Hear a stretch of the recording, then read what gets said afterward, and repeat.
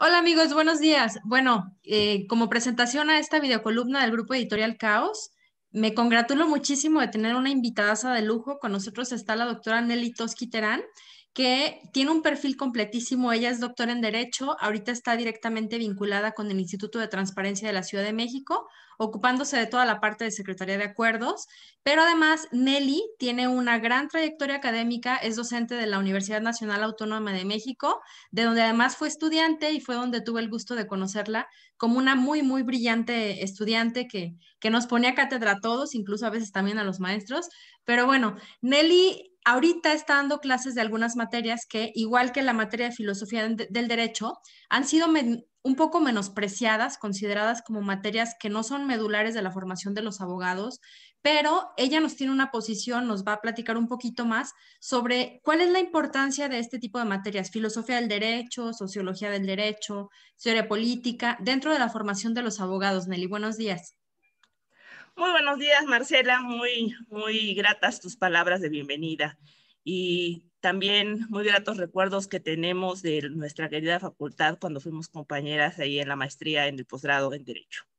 Pues sí, fíjate, hablábamos un poco de ello antes de entrar a cámaras, de la importancia que tienen estas materias y como materias sustantivas en la formación de un científico social. El abogado por lo general se ve como un técnico del derecho, pero materias como la sociología, la teoría política, la teoría del Estado y la filosofía del derecho ven mucho por la formación del jurista como científico social. Y en este sentido, siempre me gusta recordar con mis alumnos una frase que tenía la doctora Aurora Arnaiz Amigo, que fue profesora emérita de la Universidad Nacional Autónoma de México. Decía, si al derecho le quitas todo su contenido social, todo su contenido político y todo su contenido económico, te queda un cascarón vacío. Y entonces el derecho se queda siendo un instrumento que puede ser usado como quiera. También les digo a mis estudiantes, el derecho es como un cuchillo. ¿Para qué te sirve un cuchillo? Y les pregunto y me dicen unos para cortar, para abrir, y otros me dicen para matar.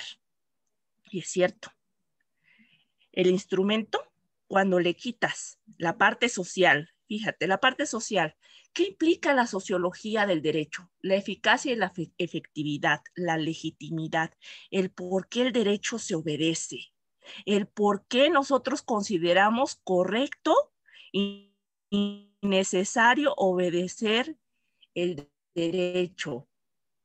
Por ejemplo, el caso del cubrebocas, que ahorita lo tenemos tan en boga. ¿Por qué te lo pones? ¿Por qué lo consideras correcto? Bueno, y eso es la liga con tu materia, con la filosofía del derecho.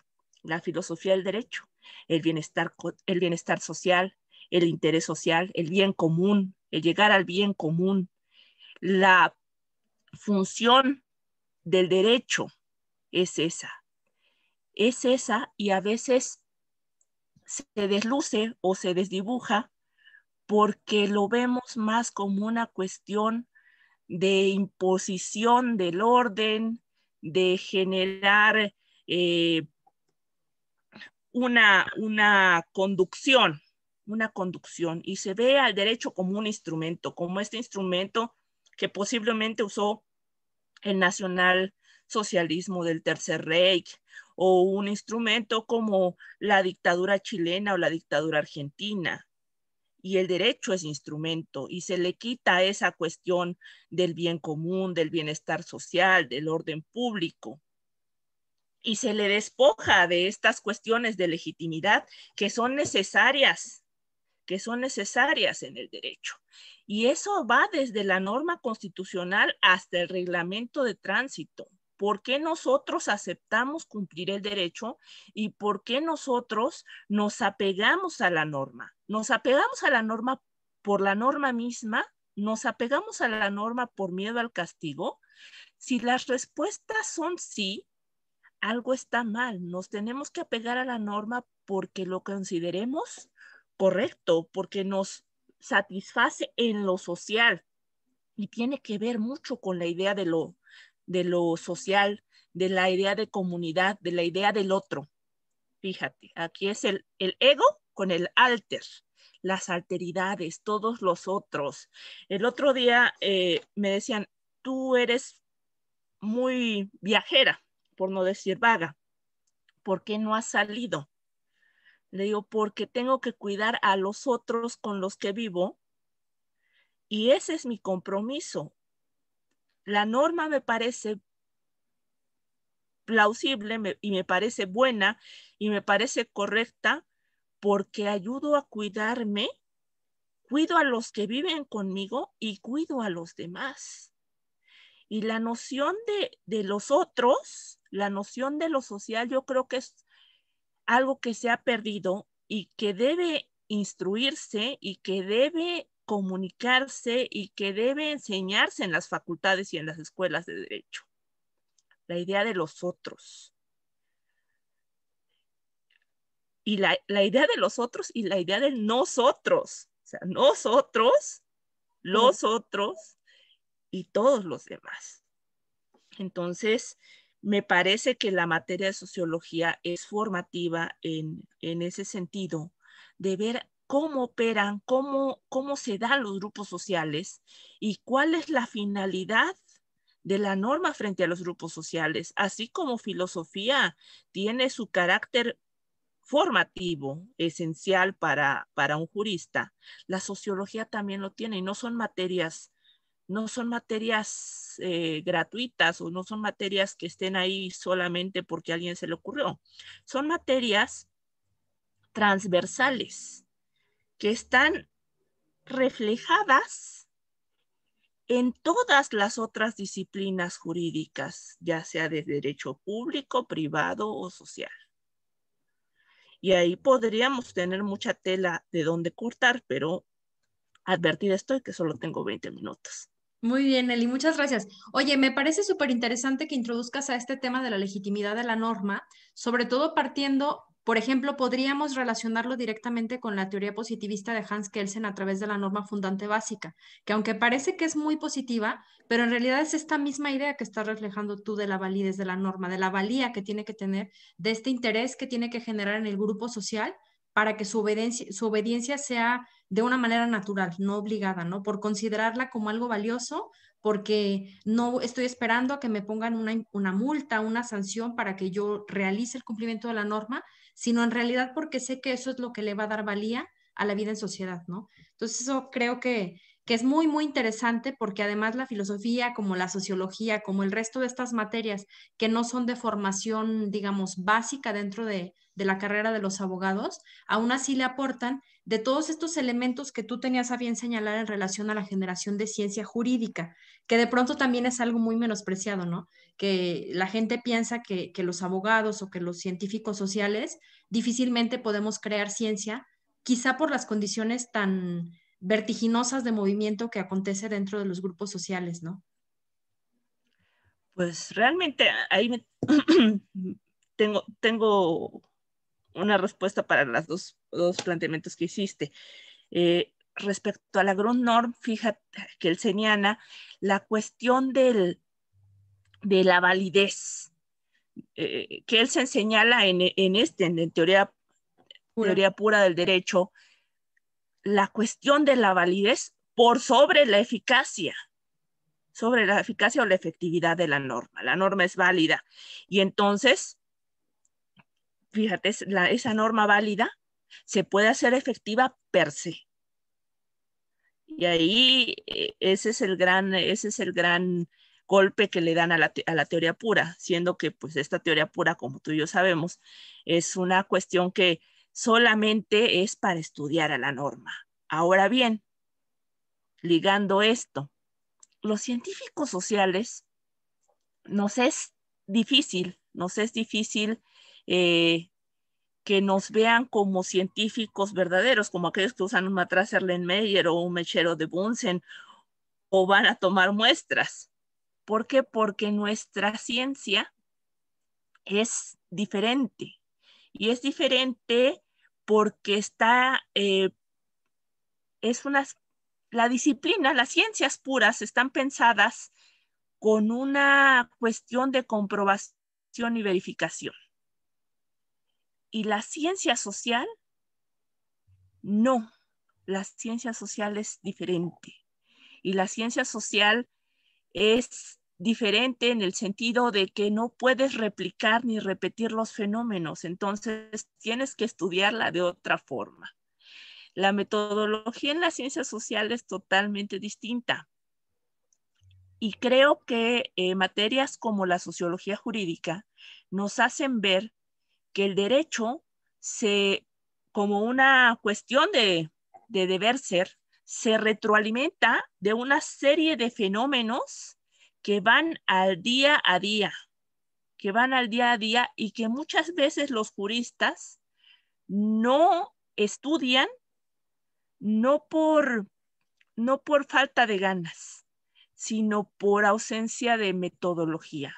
E insisto, en estos casos, materias como estas pueden ser muy, muy bondadosas con el campo jurídico porque se están retroalimentando.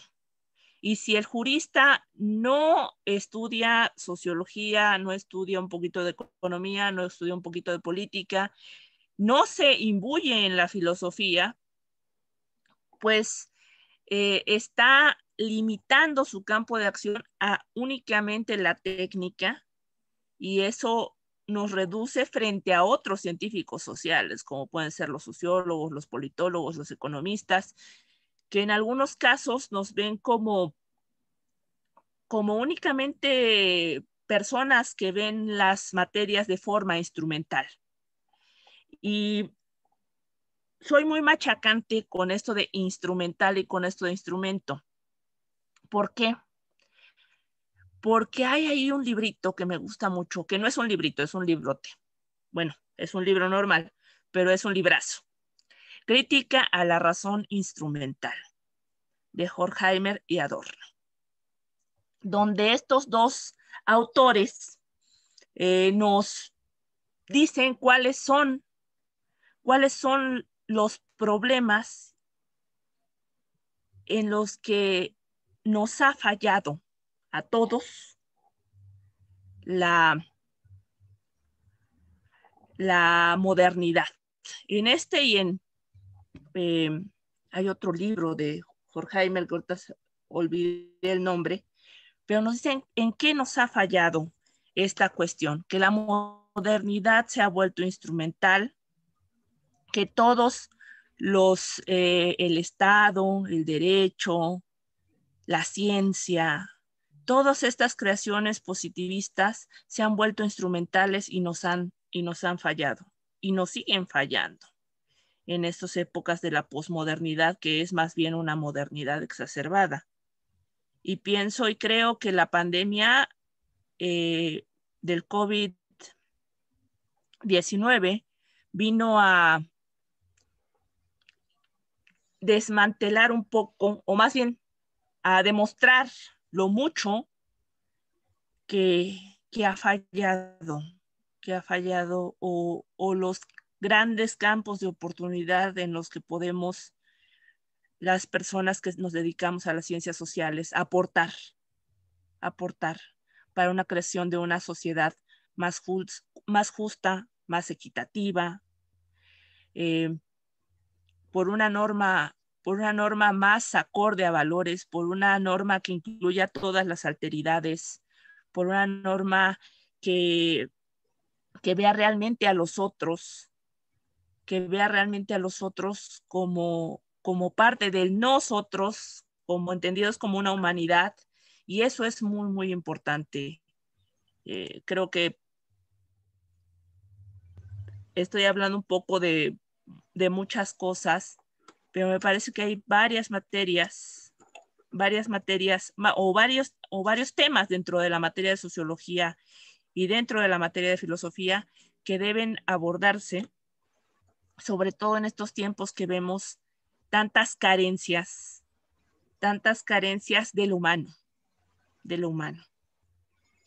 En relación a esto que me dices, Nelly, y es algo que también yo traigo como pensado de hace mucho tiempo, me parece que estas materias todavía más allá de que las veamos como algo que es paralelo o que es de una manera individual, la verdad es que creo que son materias que por lo mismo de que forman parte de la formación de los juristas, nuestros profesores nos las van educando de una manera transversal también, o así tendría que ser cuando menos, para que nosotros veamos que existen unas conexiones que son reales. Y a propósito de eso, me encantaría también que nos platicaras, porque sé que tú, adicionalmente, como si tuvieras ratos libres en esos pequeños momentos, tienes tú también una empresa de cinematografía. ¿En qué se relaciona el derecho, la sociología, la filosofía del derecho con el arte y particularmente con el cine? Mira, sí, sí, de hecho soy socia de una empresa cinematográfica desde hace 10 años. 10 años tenemos con nuestra empresa y hemos sacado 3 largometrajes, estamos en la postproducción del último. ¿En qué se relaciona el derecho con más bien el cine? El cine es como el arte, el cine es el séptimo arte. El arte tiene una vinculación directa con lo social. El cine nace como un instrumento de conducción de masas y era el arte más barato. Tú posiblemente no podías ir a un concierto, no podías ir a, a ver una ópera, una obra de teatro, pero podías ir al cine con 5, 10, 20, 25 centavos cuando apareció el cine. Y entonces, por medio del cine, se dieron varios fenómenos, fíjate, se dieron varios fenómenos socioculturales importantes.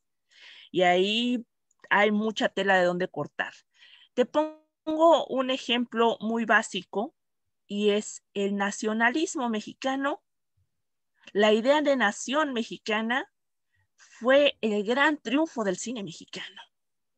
¿Por qué? Porque por medio del cine difundes una idea y difundes una forma de ver y difundes algo que es maravilloso, que es la cultura, entendida esta como un sistema de creencias. Y entonces, el cine mexicano me refiero al de la época de oro, creó la conducción hacia el nacionalismo mexicano. Tú en Aguascalientes, yo aquí en Ciudad de México, alguien en el sur o alguien muy al norte, tenía la idea, podía ver al charro mexicano y se creó el gran hito del charro mexicano, la música ranchera, las formas de ver, de hacer, eran proyectadas en la pantalla y eran reproducidas por los demás. La idea del el sentimiento de lo nacional, el sentimiento de lo nacional se proyectó en la pantalla grande por medio del cine mexicano. Y por medio del cine mexicano, la influencia de México llegó hasta la Patagonia.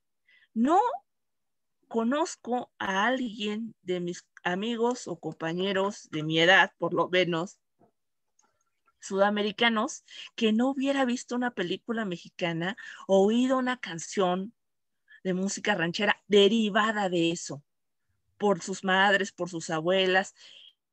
Y entonces era la idea de nación, fíjate, una idea, ¿cómo se construye? La idea de nación, o sea, la idea de un pasado, un presente y un futuro común como México. El cine es el gran instrumento del nacionalismo mexicano. Ahora, ¿quieres ver cómo el cine impacta? El cine es un instrumento de conducción social. Eh, la Escuela de Frankfurt, posteriormente a la Segunda Guerra Mundial, tiene una, una escuela disciplinar que se llama Marxismo Occidental. Y dentro de esa escuela disciplinar señalan que la cultura es lo que hace, direcciona y conduce a la sociedad. Y la cultura es un instrumento, puede ser un instrumento del Estado. Y en estas épocas, fíjate, mi querida doctora López Serna, lo podemos ver a través de Netflix, de Amazon, cómo hay un reflejo de las cosas. ¿Qué representan los superhéroes de Estados Unidos? Representan los valores del estilo de vida americano. Eso es lo que representan. Si tú ves el arte de cualquier civilización, puedes ver un poco o mucho de lo que es esa civilización. Pero si ves el cine, ahí ves los valores que busca socializar, que busca socializar culturalmente esa cultura. Ahora, hablando de cine mexicano, hubo un gran rompimiento en el cine mexicano. El cine mexicano, hay una película que a mí me gusta mucho que se llama Fe, Esperanza y Caridad. Fe, Esperanza y Caridad es una película que retrata la realidad, las alteridades, mientras que el cine mexicano de la época de oro habla de las bondades y condena cualquier cosa que pueda atentar contra lo bien visto socialmente. Fe, esperanza y caridad hace el gran rompimiento. Alguien podría decirme que Los Olvidados de Luis Buñuel, pero no. Fe, esperanza y caridad es la que hace el gran rompimiento porque ninguna de las... Es una historia contada en 3 cortos, uno llamado Fe, otro Esperanza y otro Caridad. Véanla, no tiene desperdicio, está buenísima. Está en YouTube, igual que Raíces, que es otra que también denuncia lo mismo, pero Fe, Esperanza y Caridad para mí no hay ni una historia que tenga final feliz. Y ese es el gran rompimiento del cine mexicano de creación de la unidad nacional contra el cine de las alteridades. Y después viene una visión del cine totalmente distinta. Y después viene lo que se llama el cine de Estado con los apoyos. Y hay mucho cine independiente. O sea, tenemos al año cerca de 120 películas, más de 100 películas al año que se producen en México. Entre producidas con dinero del Estado y producciones independientes. Pero ya no somos industria, lo cual indica que al Estado el Estado mexicano por lo menos ya no nos conduce a través del cine.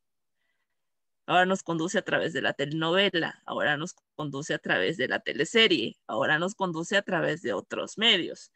Pero sí, el cine es el gran conductor social para crear una cultura homogénea, porque llegaba a todos lados, a todos lados. Hay un escrito de Enrique Cáceres Nieto que me encanta y que yo también siempre los pongo como una introducción a las materias de primer semestre a leer a los alumnos, que es el derecho, ¿no? Como una forma de tratar Es de muy definir, bueno. ¿sí? Sobre todo por esta analogía que hace con situaciones de la vida cotidiana, en donde se ve reflejado que no hay una sola parcela de nuestra realidad donde no haya derecho, ¿no? Y entonces me parece sumamente interesante esta plática que nos acabas de hacer en torno a cómo el cine genera como instrumento de control, como bien lo dices tú, pues toda esta visión del deber ser, incluso social, ¿no? Para que te sientas identificado, para que seas parte de, estos son nuestros valores y estos son los que tienes que también hacer tuyos. Y bueno, ya como a modo de conclusión, Nelly, pues ojalá podamos tener la oportunidad de tener una plática mucho más larga, porque a ti te tenemos que explotar al máximo, que eres una sabionda, siempre lo he sabido, pero bueno, nada más, si quisieras tú hacernos como una breve conclusión en torno a la importancia de estas materias dentro de la formación, no nada más académica, sino también práctica de la vida de los abogados, sería estupendo. Hay una cuestión muy importante con lo social y con la sociología y la filosofía del derecho. Y es cerrando con esto que decía la doctora Arnaiz Amigo, es un cascarón vacío. Cuando tú formas un abogado sin el sentido de lo bueno y de lo justo, y no es que todos, no sé, es que, como decía mi maestro Sánchez Alvarado, no es que seamos hermanas de la caridad, pero estas materias, junto con ética, que es materia filosófica, son necesarias para que el abogado sea un verdadero jurista, entendido como un científico social que se preocupa de lo humano.